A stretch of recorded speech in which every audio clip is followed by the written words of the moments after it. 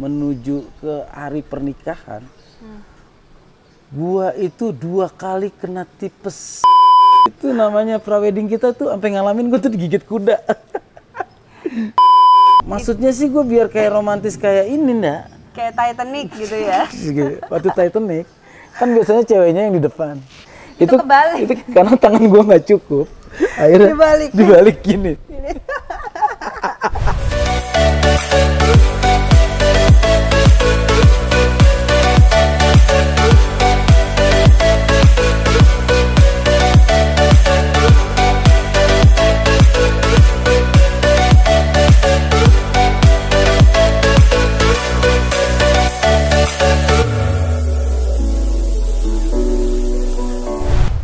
Assalamualaikum warahmatullahi wabarakatuh, abang-abangan gue, adik-adian gue, ketemu lagi nih di Taman Curhat.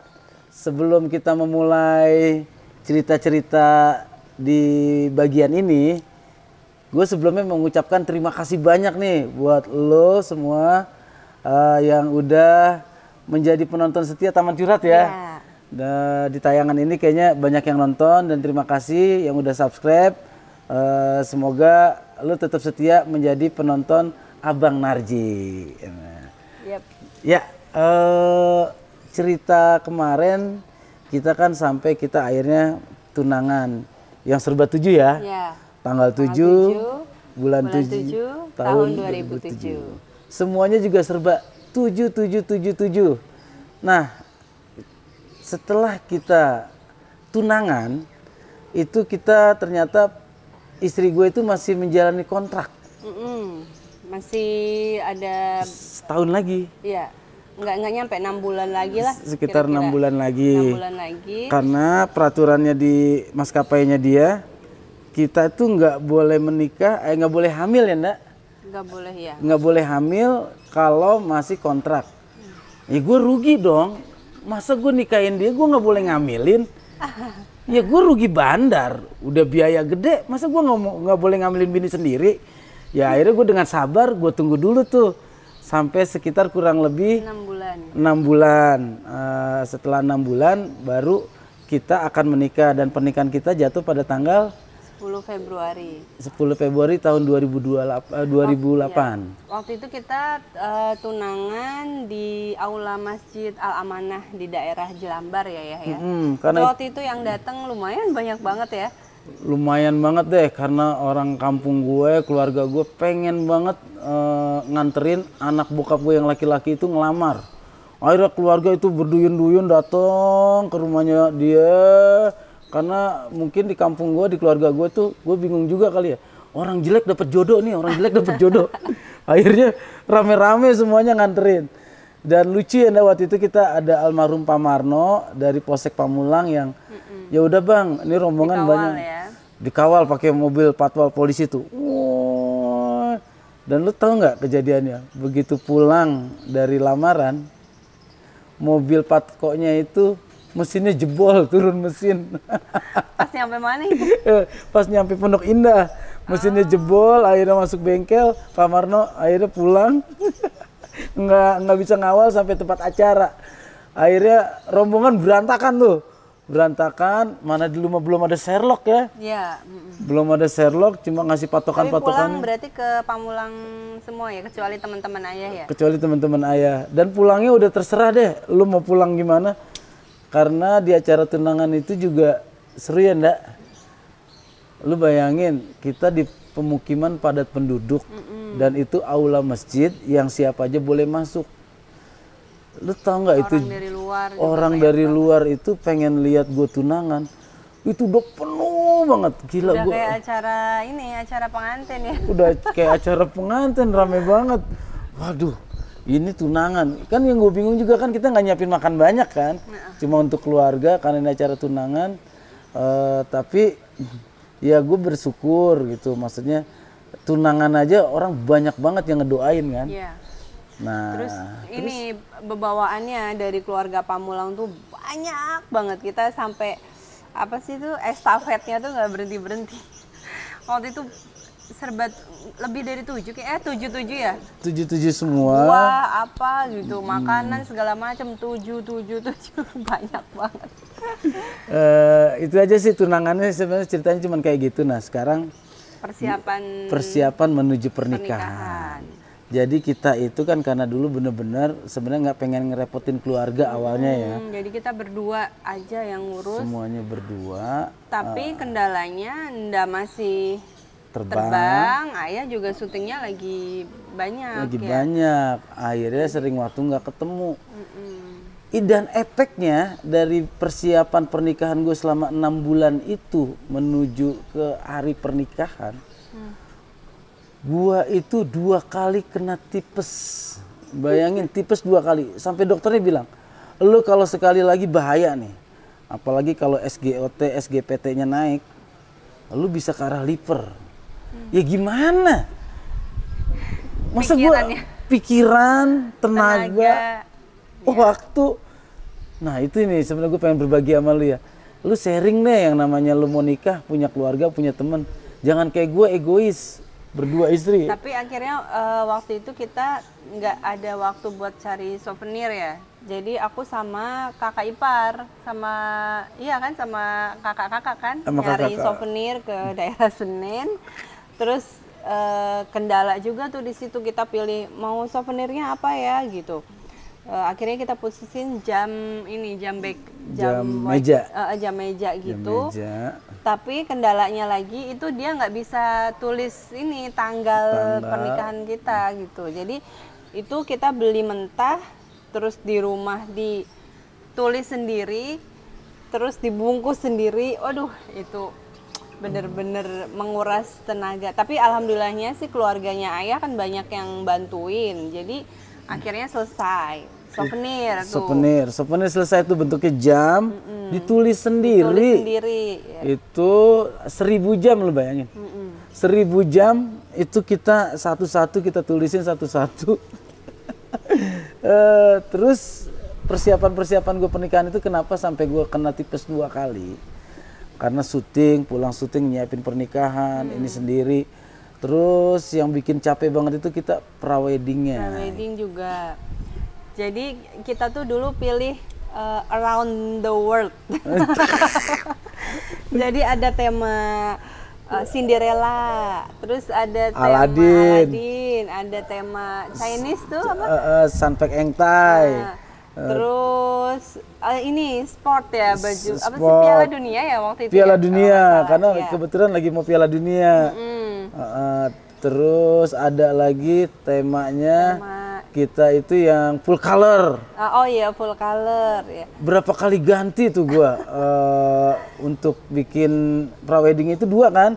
Ada studio, ada luar. Oh sama ini, sama baju dress pengantin itu yang dari dari Johannes Bridal sama ini satu lagi kita juga dapat bantuan, dapat ditolong kita sama Om Jo. Sama satu lagi tuh Om Hari dari Haris Palmer. Iya. Lu bayangin nggak orang kayak gue? Untungnya ada di daerah Fatmawati itu ada penyewaan baju gede banget ya. Jadi mau baju apa aja di situ ada. Dan untungnya itu almarhum ya udah ya yang punya ya. Dari nama tempat itu Samar. Jadi waktu itu kita sewa di situ, fitting di situ, udah gitu bajunya angkut semuanya. Terus kita tentuin harinya buat prewedding. Pas aku libur, pas ayah libur, akhirnya kita minta bantuan Mas Wahyu Widodo, fotografernya. Terus make upnya Mas Ian. Waktu tema baju-baju itu kita foto di studio waktu itu di daerah Fatmawati namanya Bayang Foto Studio. Tapi yang serunya lagi kita pas foto di Pacuan Kuda Pamulang. Itu seru sih dan jadinya bagus banget ya. Itu kan gue foto, gue tuh ada yang ngasih minjem kudanya itu harganya 1,2 M. Itu sampai begitu gue foto prawedding itu banyak yang nyangka itu kudanya yang nikah dan kudanya itu hire gue. Kudanya itu gede, tinggi, gagah gitu ya. Nama kudanya Oreo. Itu kudanya tuh kuda mahal banget gitu kan, sampai sepatunya disarungin segini. Kudanya tuh kayak dijaga banget sama penjaganya. Jadi itu penjaganya lebih merhatiin kuda daripada gue. Iya. Bang, ini hati-hati ya Bang, kudanya Bang. Naiknya juga pelan-pelan. Jadi gue mah jatuh bodo amat, asal jangan kudanya lecet gitu. Tapi itu lucunya, jadi temanya itu dibalik. Kan biasanya kan cewek yang naik kuda ya.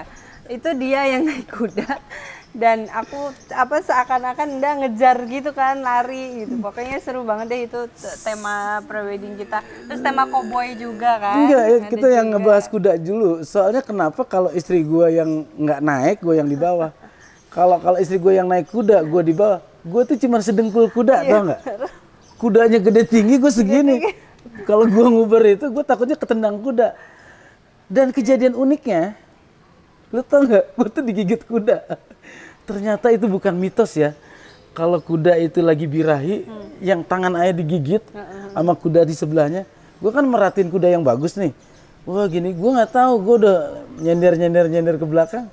Ada kandang kuda satu lagi, kudanya laki-laki. Emang lagi birahi, tapi betinanya belum datang.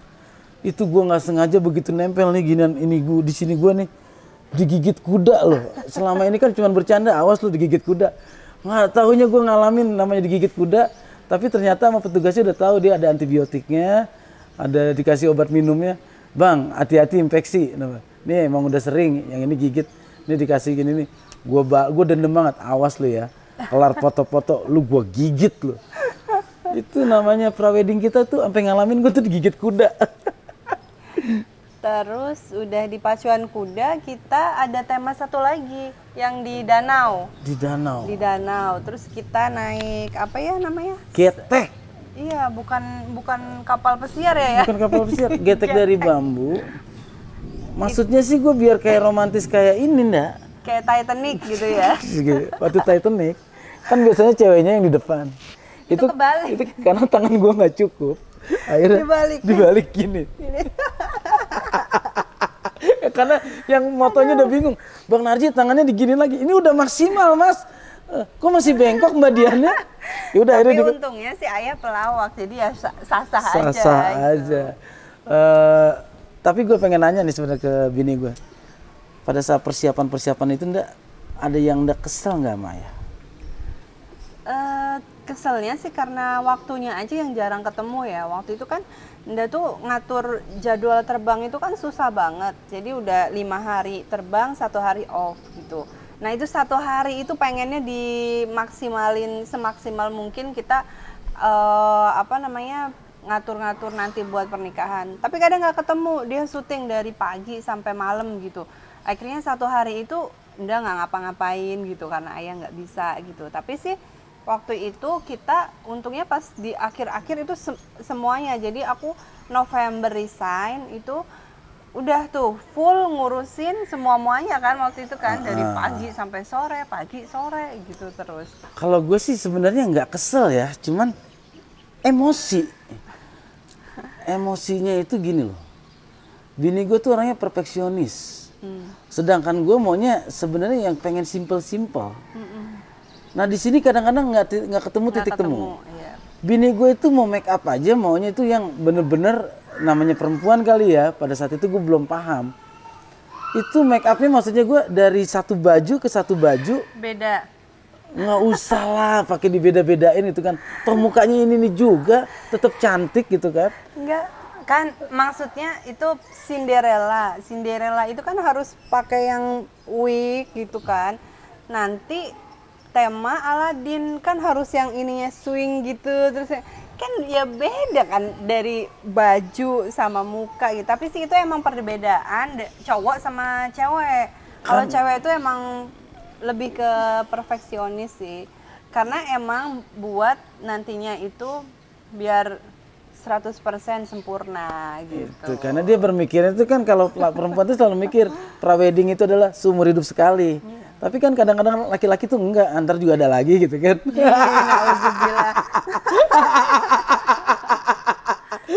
Gue anggap aja ini buat JR gitu kan. Enggak gitu juga, nah. Maksud ayah tuh waktu itu tuh ayah keselnya, ayah kan orangnya gampang keringetan. Pakai jas, pakai baju macem-macem, bajunya berlapis-lapis. Ayah udah pakai baju rapi, udah siap foto, enggak masih make up, baju belum ganti, badan ayah udah keringetan lagi. Akhirnya kan ayah mikir, lama amat sih.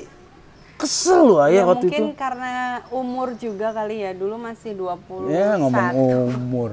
Masih 21 tahun, jadi kayak yang impian buat menikah itu kan yang prewedding yang keren gitu. Terus baju-bajunya, make up-nya juga keren gitu kan. Ya sebenarnya sih harus menyadari, mengerti satu sama lain sih harusnya ya. Iya. Dan itu memang harus dibicarain sama pasangan kita. Tema apa yang mau dipilih, ya, dan terus cari yang simple aja. Sebenarnya cari yang simple aja. Toh prewedding itu ya sesudahnya sih emang kita buat dikenang, memang buat seumur hidup sekali. Boleh kita memaksimalkan, tapi kita juga lihat kondisi.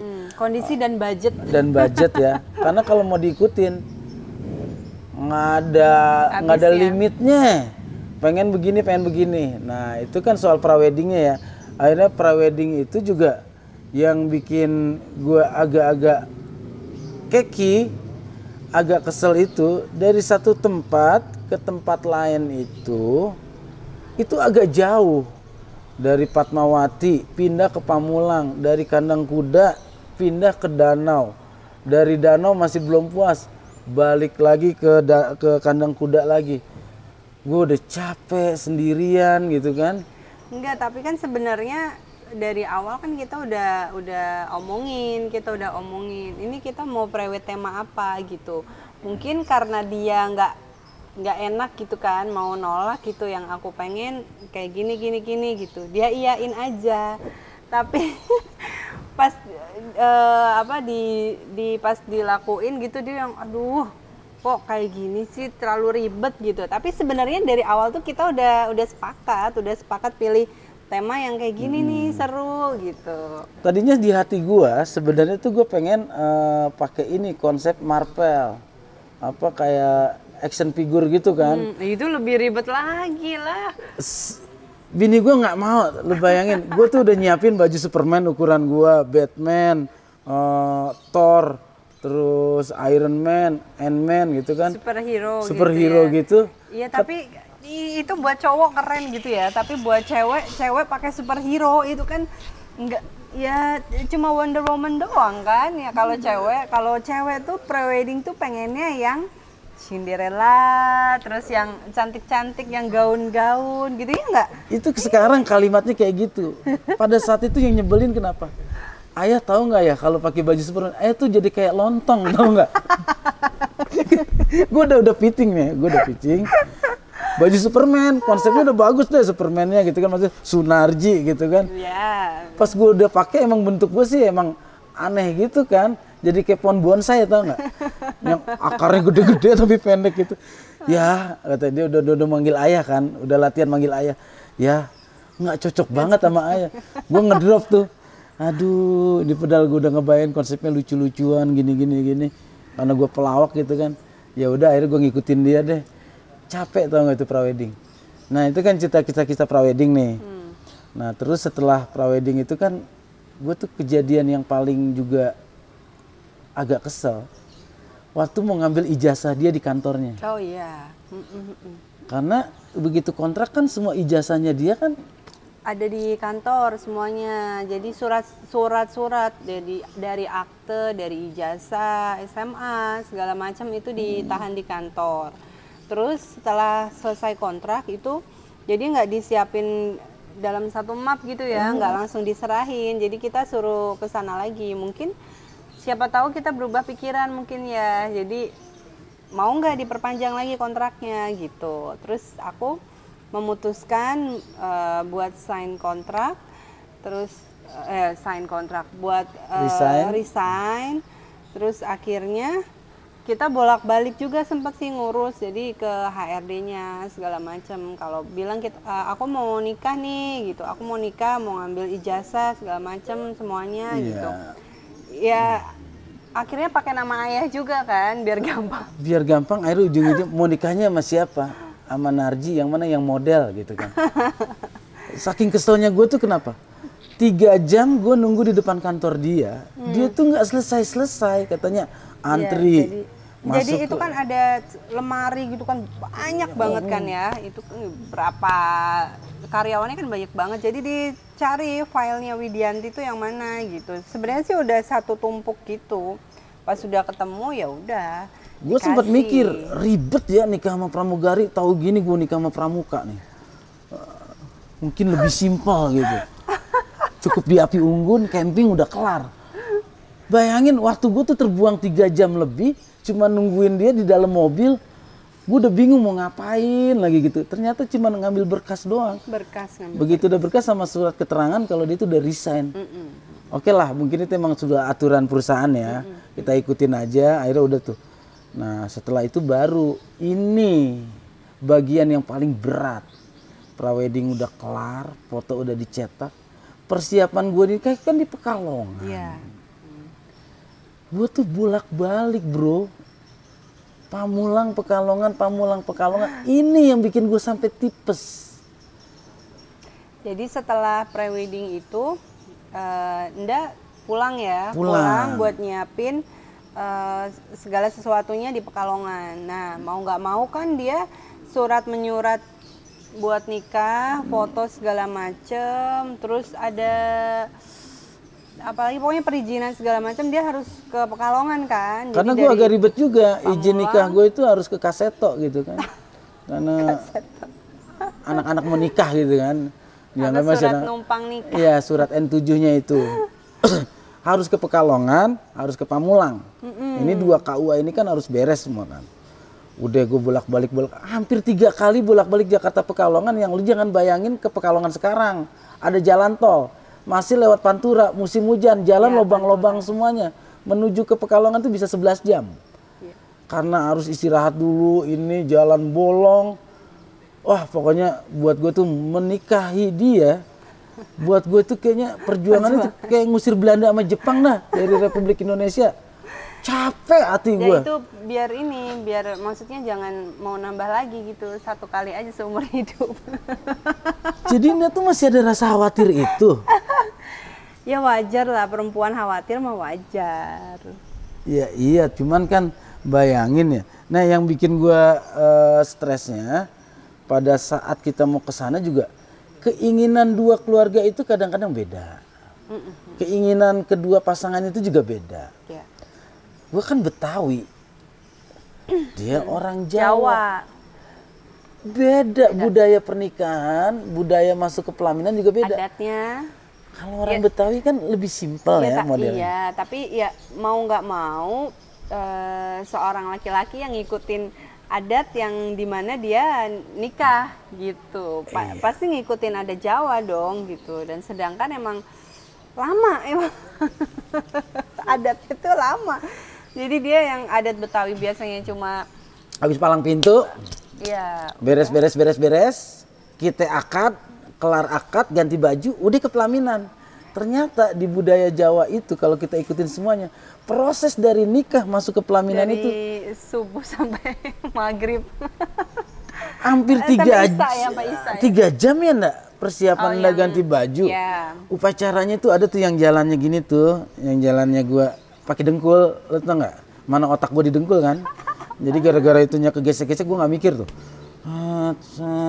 Habis itu nginjek telur, berebut ayam, habis berebut ayam yang sungkeman. Gue bilang nih kapan malam pertamanya nih? Jadi waktu itu berarti keluarga ayah naik bis ya?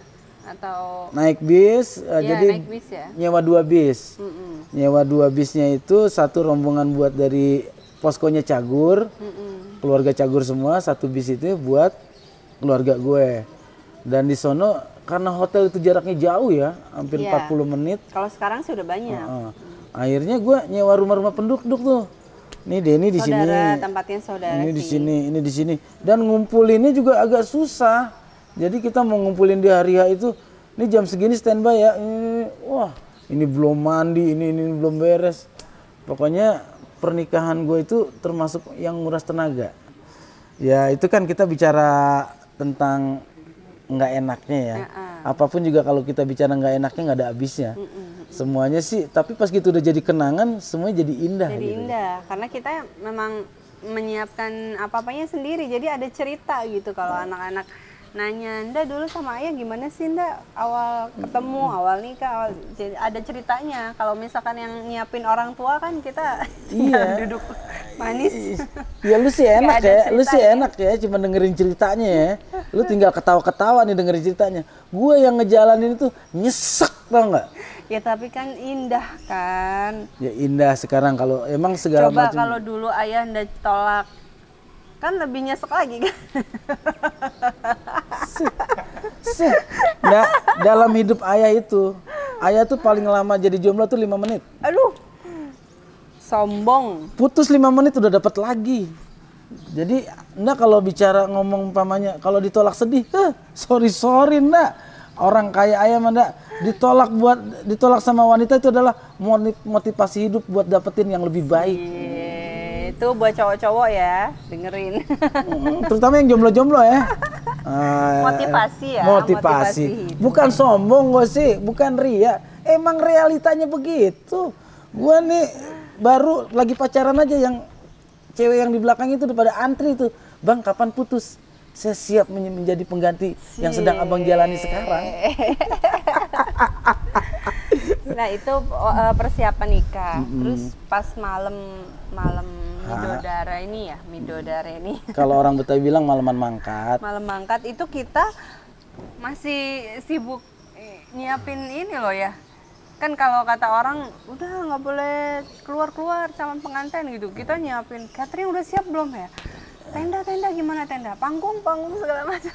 Namanya gue maksudnya kan tadinya gue tuh pengen ngomong ke mertua. Di sana juga kan ada gedung kabupaten. Iya. Pak, di gedung aja deh simple, Pakai IO gitu. pakai IO. Dari jam segini sampai segini selesai. Selesai. Mertua gue itu pengen banget menikahkan anaknya, merayakan pernikahan anak itu di rumah. Karena aku anak perempuan satu-satunya, kakak cowok, adik cowok. Jadi otomatis pasti mama itu hajatan sekali kan, waktu Nda rame-ramenya gitu. Jadi terus keluarga kan banyak. Terus udah banyak yang sepuh-sepuh juga. Kalau misalkan di gedung itu pasti mereka pada segan, nggak mau dateng gitu. Jadi ya udah pilihannya di rumah. Iya. Tapi memang ya lebih Capeknya repot. 2 kali lipat karena gini. Kapasitas tenda yang ada di daerah Pekalongan itu belum ada yang sesuai dengan yang kita pengen. Kebetulan abang gua kan punya alat-alat pesta. Bokap gua waktu itu kan. Akhirnya lu tau nggak, gue bawa tenda itu 1 truk. Tenda dari Pamulang dibawa ke sono tuh 1 truk. Itu bunga-bunga juga dibawa dari sini. Bunga, janur, separuh semuanya abang gue tuh. Makanya makasih banget nih buat abang gue nih, Bang Taki. Gue nikah itu disupport banget sama dia. Pakai truk, itu mobil gue waktu itu Fortuner, joknya dicopotin semua. Buat bawa bunga jangan sampai layu. Wah, tahu nggak mobil tuh joknya cuma 2, depan belakang. Tengah. Kanan, kiri. Ini nggak ada, isinya apa? Bunga. Karena gue berangkat ke sana, alhamdulillah dipinjemin mobil ya. Sama Pak Ismet, waktu itu dikasih mobil sedan mewah lah. Pengantin jangan pakai mobil yang jelek, meskipun pengantinnya jelek katanya. Gue dikasih mobil mewah, dan gue jadi pengantin tuh nekat. Gue berangkat sendiri, gue nyetir. Buat ke Pekalongan tuh gue berangkat nikah itu sendiri nyetir ya. Dengan yang nyiapin pelaminan semuanya. Ada kakak gue nyetir. Dia sih udah standby di sana kan, udah 2 minggu. Gue nyetir sendiri. Dan begitu nyampe sono 11 jam gue udah capek, lelah gitu kan. Baru nyampe dia udah nanyain lagi. Ya ininya udah tendanya gimana, ini gimana. Puyeng waktu itu ndak. Ya makanya sih buat pengalaman juga yang mau menikah itu kalau misalkan kita nggak mau terlalu ribet gitu ya udah serahin aja sama IO gitu ya. Ya kan kita maunya kayak gimana, kita butuhnya apa gitu, serahin aja. Karena memang menguras pikiran dan tenaga kalau kita emang berdua yang mikirin semuanya gitu. Ya gue aja sampai 2 kali tipes ini ndak. Waktu ayah kayak begitu-gitu yang ndak pikirin apa sih ndak? Ndak di sono udah 2 minggu, ayah di sini. Ya itu komunikasi kita kan by phone doang. Iya. Itu kan dari ayah ya, capek ini. Ya perempuan juga lebih-lebih ya, Anda juga mikirin. Kalau di sana kan emang tempat, catering, mikirin catering, siapa yang mau masak, menunya apa. Terus memang sih make up, baju, keluarga, segala macem. Ya semuanya dipikirin. Sama. Dan lu tau gak, gue sempat kepikiran gila, nggak tahu setan mana yang ngerasukin di hati gue. Begitu gue udah nyampe Pemalang, udah saking capeknya, gue sempat mikir, gue kira nikah itu yang sesimpel gue bayangin. Tahu ribet gini, mana gue masih minum antibiotik kan, karena gue kena tipes. Jadi gue tuh di hari nikah, gue masih minum antibiotik, nggak boleh makan pedas, nggak boleh ini. Itu sempet udah sampai habis makan di rumah makan Niki. Terusin gak sih Bang Ojit? Dia bilang astagfirullahaladzim, istighfar katanya. Itu godaan, itu cobaan katanya. Udah terusin deh. Masa sih udah begini katanya. Capek Bang Ojit, emang kayak begini. Dan begitu gue udah nyampe, seharusnya dia nanya dulu, alhamdulillah udah nyampe tuh. Enggak, langsung dicecer pertanyaan. Ya bunganya kapan datang? Ya ini belum dibayar. Ya ini belum disiapin. Bilang, aduh, udah sampai gitu. Ya karena kan perempuan itu emang berpikirnya emang panjang juga, emang luas juga, banyak juga yang emang harus dipikirin. Takutnya nanti ada yang kelewat gitu kan, siapa juga yang salah? Kita juga kan yang salah. Jadi kita ya ngecek dari bunga segala macem semuanya. Iya, ya memang kan itu kan udah kesepakatan kita kan, berdua yang ngurusin. Jadi ya udah. Terima aja. Terus yang bikin tambah mumet, namanya gua nikah di sana, persiapan juga gue cuma by phone. Itu kadang-kadang pihak tetangga, pihak keluarga jauh yang nggak tahu apa-apa, ikut campur lagi ya ndak.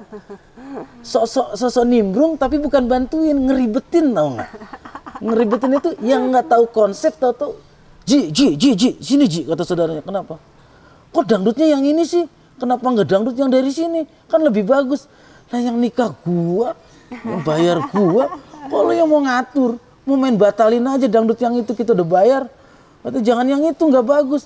Lah. Ya kan ini ayah tuh kan dipandang ya memang orang lain kan nggak tahu ya, dipandang ayah tuh artis, banyak uang gitu segala macem. Sebenarnya kan kebutuhan bukan cuma hiburan aja.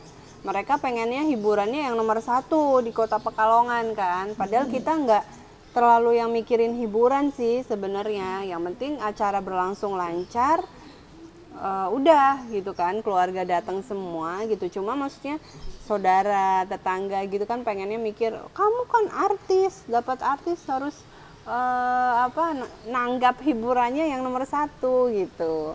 Jadi ya banyaklah hal-hal yang memang harus kita benar-benar pikirkan, kita benar-benar cermati gitu ya buat pernikahan. Nggak tahu nggak? Waktu kita nikah itu kan karena banyak teman-teman dari Jakarta datang ya, Kak Denny, Kak Wendy, ada beberapa pelawak datang. Itu tahu nggak? Orang satu kecamatan itu datang ke acara gua, itu bukan buat kondangan, cuma pengen ngelihat gua nikah. Dan resikonya akhirnya tau nggak, di situ ada 3 unit mobil dari Brimob, dari tentara itu buat jagain warga. Dan gue juga kan pusing juga, ini personil ini makan dari siapa, ini siapa? Karena gue cuma izin polsek, mau bikin acara hajatan. Ternyata nggak diterima, abang harus ke Polres. Karena ntar banyak orang pada lihat. Gue pikir sih ya gue nikah biasa aja gitu kan. Lo tau gak yang datang itu orang payung dari ujung pengen ngeliat gue jadi pengantin. Dan ditambah ruwet lagi gue, ruwetnya itu kenapa? Polisi ada 3 truk, tentara 2 truk jagain acara gua hajatan. Ramenya minta ampun, warga semuanya udah nggak kekontrol deh itu acara, udah gini. Gue akhirnya cuma mikir nggak apa-apa deh, yang penting gue udah resmi nikah, masalah acara berantakan bodo amat lah. Akhirnya saking stresnya gue, jam 4 sore gue bilang, dangdut stop. Kenapa? Gue udah capek. Bini gue kesel tau nggak? Setelah acara di pelaminan dia kan pengen banget ada foto-foto lagi. Gue udah ganti baju nggak, pakai kolor, gue pakai singlet, gue udah tiduran. Ya masih pengen foto-foto, capek kaki tau nggak? Gue kan pendek dikasih hak tinggi kan. Jadi gue diri begini dan pakai adat Jawa yang di gini nih, yang ininya diikat pakai apa? Waktu akad tuh ya. Orang abis tipes diikat pakai itu namanya stagen tuh kan, giniin tuh. Udah digituin diikat lagi di sini kan, ada pendingnya, ada ininya. Dada gua kebuka gitu, maksudnya biar gagah kayak Berry Prima gitu kan. Jadinya kayak orang beri-beri tau nggak? Enggak, tapi fotonya bagus. Ya ngeditnya jago. Itu. Ya waktu akad dulu, waktu akad itu kan udah capek banget tuh ayah ya. Tapi mau nggak mau dong, itu pagi itu ayah harus, ini yang sakralnya nih, akad. Itu persiapannya apa ayah malamnya? Kalau enggak sih kan tinggal ya berdoa aja ya, tinggal berdoa, tinggal ngikutin gitu. Kalau ayah kan harus ngafalin. Ayah udah hafal lah, kalau soal menghafal ayah udah jago menghafal lah. Karena ayah sering diundang jadi saksi nikah kan, jadi udah tahu banget. Nah pada saat itu, karena gue masih minum antibiotik dan minum obat lambung, pagi-pagi kan harus sarapan gue, habis minum obat lambung gue sarapan. Namanya orang tipes kan blebek tuh perutnya. Gue sih nahan. Kurang tidur, malamnya kan? kurang tidur. Masih ada Denny baru nyampe, gue nemenin. Pas ditambah udah capek gitu, gue tuh jadi ngentut mulu tau nggak? Yang nggak bisa direm. Dan itu kalau orang tipes minum antibiotik sama obat lambung, kan suaranya nggak ada yang pelan ya bro ya. Berbet. Nah, gue begitu mau lagi digandeng nih sama mama babe, sama keluarga mau menuju ke tempat meja pernikahan nih. Wah, penghulu udah siap, saksi udah siap, wali udah siap. Gue tuh di jalan sebenarnya udah bret. Kan lu tahu sendiri kan. Temen-temen gue juga udah paham deh kalau yang namanya urusan perut gue mah emang gak ada berhentinya kan. Soundnya gue kan bret.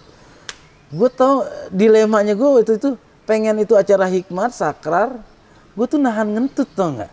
Jadi dari yang suara kenceng gue pelan-pelan itu tapi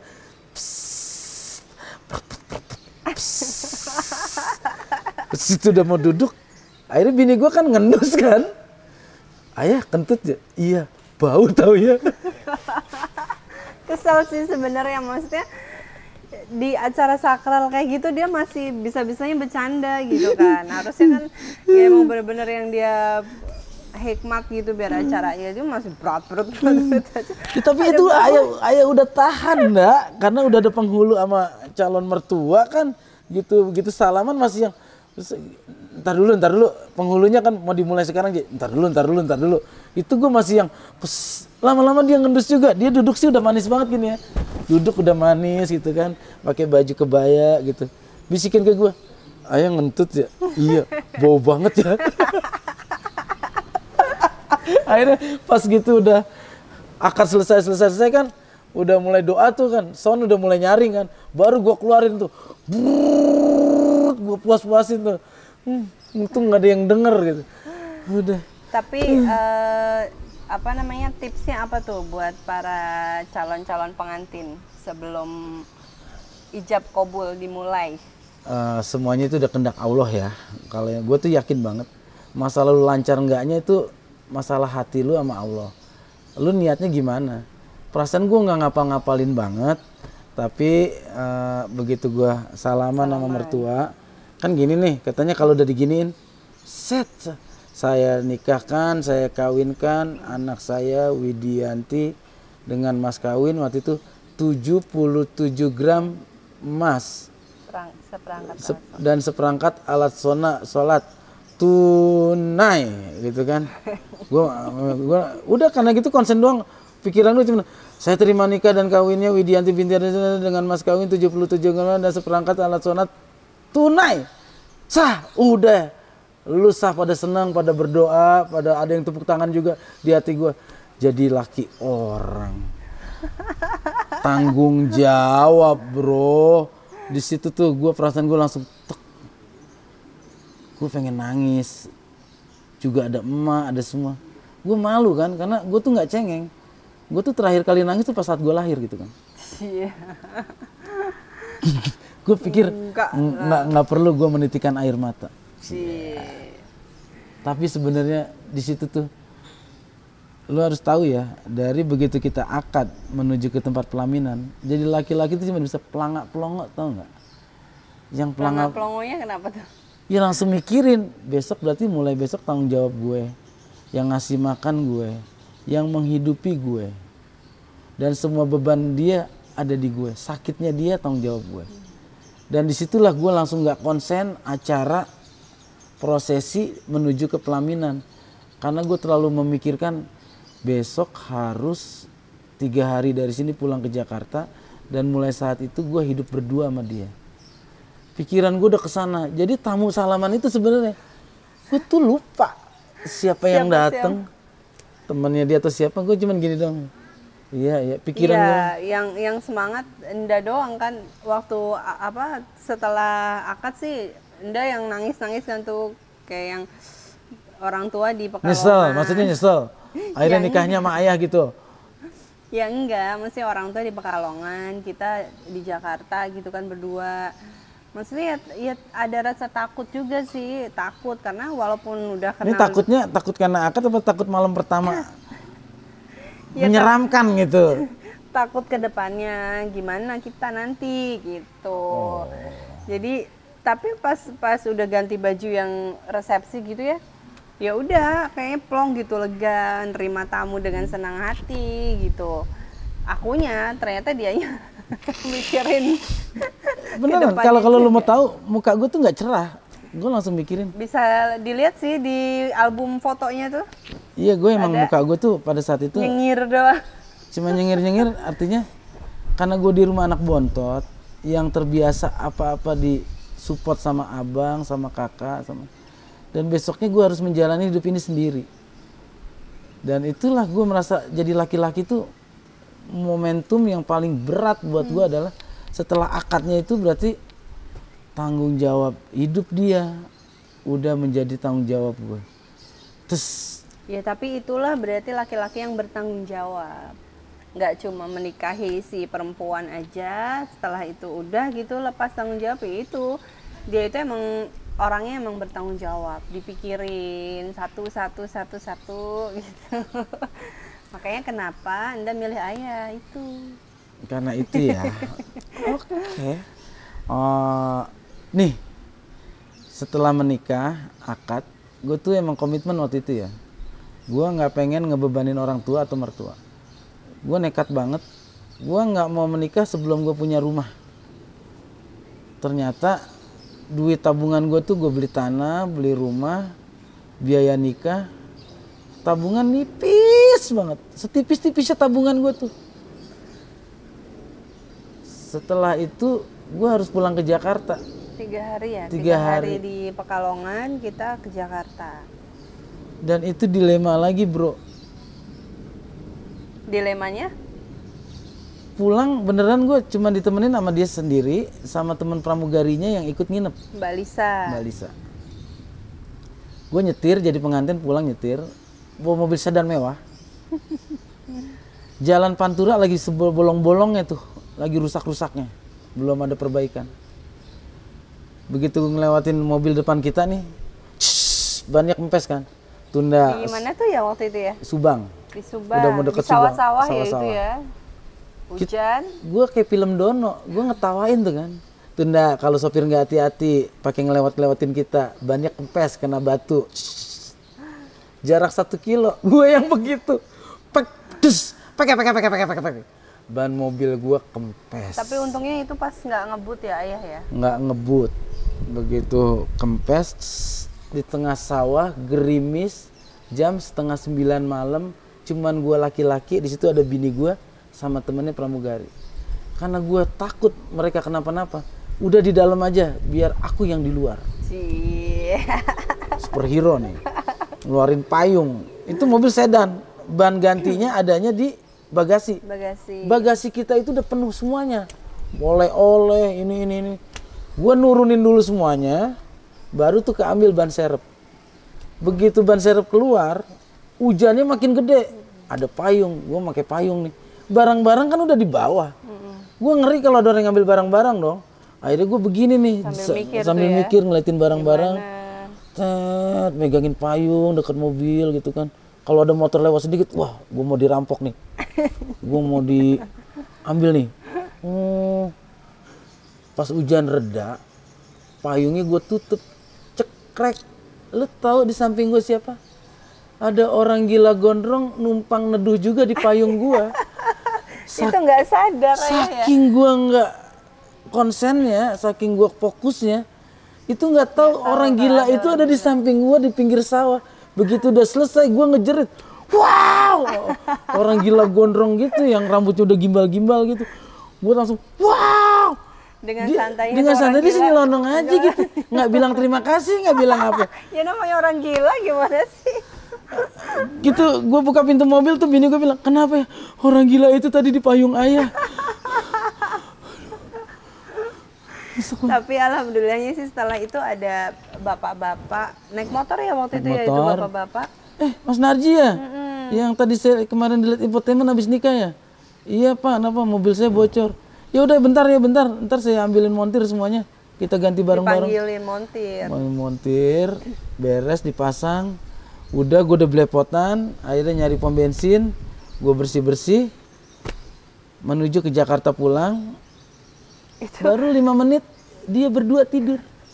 Dengan indahnya mereka tidur berdua. Saking capeknya ya berapa hari kan mikirin nyiapin pernikahan, nyiapin acara segala macam. Capek banget kan setiap malam tuh tidur kurang terus. Nah, itu di mobil karena hujan, terus AC-nya adem gitu ya. Jadi niat hati sih pengen nemenin dia gitu. Pengen ngobrol terus apa-apa karena udah nggak kuat. Jadi tiba-tiba ya ketiduran aja gitu. Tidur, tahu-tahu udah nyampe tol Cikampek ya, udah nyampe Jakarta. Dia tuh nggak paham kan, singlet sama daleman bawah gua, celana dalam gua tuh udah lepek, dingin, AC kenceng. Gua tuh menggigil dalam keadaan juga masih dalam terapi penyembuhan tipes. Lu bayangin gua nyetir, udah kedinginan AC-nya. Niatnya sih biar romantis ya. Dia berdua sama temennya pramugari, udah senderan tidur, tinggal gue sendirian. Anda di depan lah. Iya dia di depan. Itu perut gue udah melebek lagi tuh. Wah, itu suka duka gue di hari pernikahan tuh kayak begitu ya. Perjuangan gue dari prawedding sampai hari pernikahan.